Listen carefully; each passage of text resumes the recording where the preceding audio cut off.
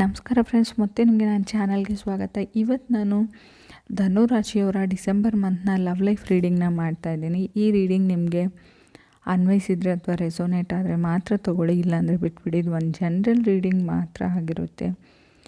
December ಮಂತಲ್ಲಿ ಧನು ರಾಶಿಯವರ ಕಾರ್ಡ್ಸ್ನ ಶಫಲ್ ಮಾಡಿದಾಗ ಫಸ್ಟ್ ಕಾರ್ಡ್ ನನಗೆ 5 ಆಫ್ ಕಪ್ಸ್ ಬಂದಿದೆ. ಸೊ ತುಂಬ ರೆಸ್ಟ್ಲೆಸ್ ಫೀಲಿಂಗಲ್ಲಿದ್ದೀರಾ ಅಂತ ಹೇಳ್ಬೋದು. May be because of Mars, ಮಂಗಳನ ಪ್ರಭಾವದಿಂದ ಅಂತ ಹೇಳ್ತೀವಿ. ರಿಲೇಷನ್ಶಿಪ್ ಮತ್ತು ಹಣಕಾಸಿನ ವಿಚಾರದಲ್ಲೂ ಎರಡರಲ್ಲೂ ತುಂಬ ತೊಂದರೆನ ಅನುಭವಿಸ್ತಾ ಇದ್ದೀರಾ. You may cut certain peoples ಅಂತ ಹೇಳ್ತೀವಿ ನಾವು. ಸೆಕೆಂಡ್ ಕಾರ್ಡ್ 4 ಆಫ್ ಕಪ್ಸ್ ಬಂದಿದೆ. ಥರ್ಡ್ ನನಗೆ ಕ್ವೀನ್ ಆಫ್ ಸಾರ್ಡ್ಸ್ ಬಂದಿದೆ. ಸೊ 4 ಆಫ್ ಕಪ್ಸ್ ಬಂದರೆ ನಿಮ್ಮ ಹತ್ತಿರದಲ್ಲಿರೋ ವ್ಯಕ್ತಿಗಳ ಜೊತೆ ನೀವು ಸಂಬಂಧನ ಕಳ್ಕೊಳ್ತೀರಾ. ಮೇ ಬಿ ನೀವು ರಿಲೇಷನ್ಶಿಪ್ಪಲ್ಲಿರೋ ವ್ಯಕ್ತಿಯಿಂದನೂ ಆಗಿರ್ಬೋದು. People may be betrayed you. ಈ ಸಿಚುವೇಶನ್ ಏನಿರುತ್ತೆ ಅಂದರೆ ಜನ ನಿಮ್ಮನ್ನು ಹುಡುಕೊಂಡು ಬಂದು ಮೋಸ ಮಾಡ್ಬೋದು ಅಂತ ಹೇಳ್ಬೋದು. ನಿಮ್ಗೆ ಅನಿಸ್ಬೋದು ನನಗೆ ಯಾಕೆ ಮೋಸ ಆಗುತ್ತೆ ಅಂತ. ಬಟ್ ಕೆಲವೊಂದು ಗ್ರಹಗತಿಗಳು ಆ ಥರ ಇದೆ ಅಂತ ಹೇಳ್ಬೋದು. ಸಮಥಿಂಗ್ ಬಿಟ್ರೇಲ್ ಆಫ್ ಮನಿ ಅಂತ ಹೇಳ್ತೀನಿ. ಹುಷಾರಾಗಿರಿ. ಏನಾದರೂ ಬಿಸ್ನೆಸ್ ಮಾಡ್ತಿದ್ರೆ, ಯಾರಿಗಾದ್ರೂ ದುಡ್ಡು ಕೊಡ್ತಾಯಿದ್ರು, ಬಿ ವೆರಿ ಆಲ್ರೆಡಿ ಹಣದ ಬಗ್ಗೆ ಮೋಸ ಹೋಗಿರ್ಬೋದು ಕೆಲವರು. ಹೋಗಿಲ್ಲ ಅಂದರೆ ಕೇರ್ಫುಲ್ ಆಗಿರಿ ಅಂತ ನಾನು ಹೇಳ್ತೀನಿ. ಫೋರ್ತ್ ನನಗೆ 4 ಆಫ್ ಸಾರ್ಡ್ಸ್ ಬಂದಿದೆ.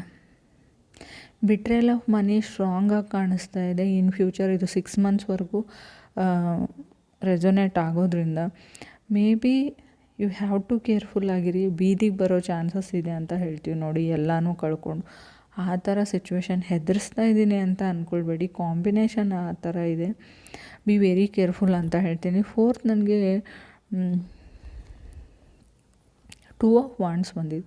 May be 2 of you may be get come together ಅಂತ, ಅಂದರೆ ರೀಕನ್ಸಿಲೇಷನ್ ಮತ್ತು ಪ್ಯಾಚಪ್ ಆಗೋ ಚಾನ್ಸಸ್ ಇದೆ ಅಂತ ಹೇಳ್ಬೋದು. ವೀನಸ್ ಗೋಸ್ 11th ಹೌಸ್ ಅಂತ ಹೇಳ್ತೀವಿ. ವಿಶಸ್ ಬೀಯಿಂಗ್ ಫುಲ್ಫಿಲ್ಡ್ ಅಂತ ಹೇಳ್ತೀವಿ. ಬಟ್ ಸ್ಟಿಲ್ ಏನಂದರೆ 5th ನನಗೆ 4 ಆಫ್ ಸಾರ್ಡ್ಸ್ ಇದೆ.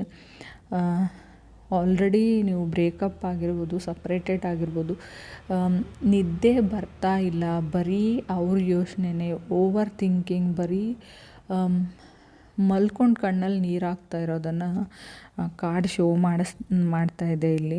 ಬಟ್ ಯೋಚನೆ ಮಾಡಬೇಡಿ, ಯಾವಾಗ ಶುಕ್ರ 11ನೇ ಮನೇಲಿ ಬರ್ತಾನೆ ನಿಮ್ಮದೆಲ್ಲ ವಿಷಯಸ್ ಫುಲ್ಫಿಲ್ಡ್ ಆಗುತ್ತೆ ಅಂತ ಹೇಳ್ಬೋದು.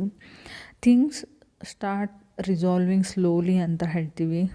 ಮೇ ಬಿ ಸಮ್ವನ್ ಗೋಸ್ಟೆಡ್ ಯು ಅಂತ ಹೇಳ್ಬೋದು. 4 ಆಫ್ ಸಾರ್ಡ್ಸ್ ಈಸ್ ಗೋಸ್ಟಿಂಗ್ ಕಾರ್ಡ್ ಅಂತ ಹೇಳ್ಬೋದು. 6th ಕಾರ್ಡ್ ನನಗೆ 2 ಆಫ್ ಕಪ್ಸ್ ಬಂದಿದೆ. ಮೇ ಬಿ ಸಮ್ವನ್ ಲೈಡ್ ಯು ಅಂತ ಹೇಳುತ್ತೆ. ಯಾರೋ ನಿಮ್ಗೆ ಸುಳ್ಳು ಹೇಳಿದ್ದಾರೆ ಯಾವುದ್ರ ಬಗ್ಗೆನೋ, ಬಟ್ ನಿಮಗೆ ಸತ್ಯ ಗೊತ್ತಾಗುತ್ತೆ. ಸೊ ಅದು ಗೊತ್ತಾದ ಮೇಲೆ ಸಪ್ರೇಟ್ ಆಗಿರ್ಬೋದು ಕೆಲವರು. ಬಟ್ ಮುಂದೇನೂ 4 ಆಫ್ ಸಾರ್ಡ್ಸ್ ಇರೋದ್ರಿಂದ ಯಾರೋ ನಿಮ್ಮನ್ನು ಇಗ್ನೋರ್ ಮಾಡ್ಬೋದು, ನೋ ಕಾಂಟ್ಯಾಕ್ಟಲ್ಲಿ ಹೋಗ್ಬೋದು, ಹೀಗೆ ಬಂದು ಹಾಗೆ ಮಾಯ ಆಗ್ಬೋದು ನಿಮ್ಮ ಲೈಫಿಂದ. ಸೊ ಯಾರನ್ನೂ ತುಂಬ ಹಚ್ಕೊಳ್ಬೇಡಿ ಅಂತ ನಾನು ಹೇಳ್ತೀನಿ. Be very careful. 7th card ನನಗೆ 7 ಆಫ್ ಕಪ್ಸ್ ಬಂದಿದೆ. ಸಮ್ವನ್ ಈಸ್ ನಿಮ್ಮ ರಿಲೇಷನ್ಶಿಪ್ಪಲ್ಲಿ ಇರೋರಾಗಿರ್ಬೋದು. ಮೇ ಬಿ ಬ್ಯಾಕ್ ಸ್ಟ್ಯಾಬಿಂಗ್ ಅಂತ ಹೇಳ್ತೀವಿ ನಾವು. ಬೆನ್ನಿಗೆ ಚೂರಿ ಹಾಕ್ಬೋದು. ಬಟ್ ಮರ್ಕ್ಯೂರಿ 7th ಹೌಸಿಂದ ನಿಮಗೆ 12th ಹೌಸಿಗೆ ಹೋಗ್ತಾನೆ. ಸ್ವಲ್ಪ ಲಾಸಸ್ ಆಗ್ಬೋದು ಆ ಟೈಮಲ್ಲಿ ಅಂತ ಹೇಳ್ತೀವಿ. ಹಣಕಾಸಿಂದಾಗಿರಲಿ, ಫ್ಯಾಮ್ಲಿ ಇಶ್ಯೂಸ್ ಬರ್ಬೋದು. ಹ್ಯಾಂಗ್ಮ್ಯಾನ್ ಇದೆ, 8 ಆಫ್ ಸಾರ್ಡ್ಸ್ ಬಂದಿದೆ. ಡಿಲೇಸ್ನ ಕೂಡ ನೀವು ನೋಡ್ಬೋದು, ಆಬ್ಸ್ಟಿಕಲ್ಸ್ನ ನೋಡ್ಬೋದು.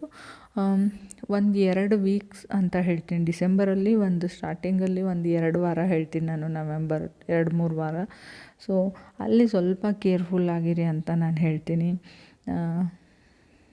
ಯಾವ ಥರ ಮೋಸ ಬರುತ್ತೆ, ಯಾವ ಥರ ನಿಮಗೆ ಹಾರ್ಮ್ ಆಗ್ಬೋದು ಅಂತ ಎಕ್ಸಾಕ್ಟಾಗಿ ಹೇಳೋಕ್ಕಾಗಲ್ಲ. ಸಮಥಿಂಗ್ ಎಲ್ಲದರಲ್ಲೂ ಸ್ವಲ್ಪ ಕೇರ್ಫುಲ್ ಆಗಿರಿ. ಅದರದ್ದು ನೆಗೆಟಿವ್ ಸೈಡ್ ಏನಿದೆ, ಕಾನ್ಸ್ ಏನಿದೆ, ಎನಿಥಿಂಗ್ ಅಗ್ರಿಮೆಂಟ್ ಆಗಿರಲಿ, ಎನಿಥಿಂಗ್ ಯಾರಿಗಾದ್ರೂ ಸಹಾಯ ಮಾಡ್ತೀನಂದರೂ ಬಿ ವೆರಿ ಕೇರ್ಫುಲ್ ಅಂತ ಹೇಳ್ತೀನಿ. ಇನ್ ಕೇಸ್ ನಿಮಗೇನಾದರೂ ಪರ್ಸ್ನಲ್ ರೀಡಿಂಗ್ ಬೇಕಾಗಿದ್ದರೆ ಕಮೆಂಟಲ್ಲಿ ಪರ್ಸ್ನಲ್ ರೀಡಿಂಗ್ ಅಂತ ಕಮೆಂಟ್ ಮಾಡಿ. ಖಂಡಿತವಾಗ್ಲೂ ನಾನು ರೆಸ್ಪಾನ್ಸ್ ಮಾಡ್ತೀನಿ. ಆದಷ್ಟು ಕ್ಲೆನ್ಸ್ ಮಾಡ್ಕೊಳ್ಳಿ. ಸೊ ಪ್ರೊಟೆಕ್ಷನ್ ಮಾಡ್ಕೊಳ್ಳಿ ನಿಮಗೆ ನೀವು ಅಂತ ಹೇಳ್ತೀನಿ ನಾನು.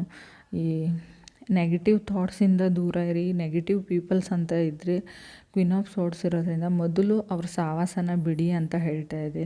ಸೊ ನೀವೇ ಇನಿಷಿಯೇಟಿವ್ನ ತೊಗೊಳ್ಬೇಕು. ಕಾರ್ಡಲ್ಲಿ ಬಂದಿದೆ ಅಂದ ತಕ್ಷಣ ಅದಾಗದೇ ಆಗಲ್ಲ. ಕೆಲವೊಂದಕ್ಕೆ ಪ್ರಯತ್ನ ಇದ್ದರೆ ಮಾತ್ರ ಪ್ರತಿಫಲ ಇರುತ್ತೆ ಅಂತ ಹೇಳ್ತೀನಿ ನಾನು. Thank you.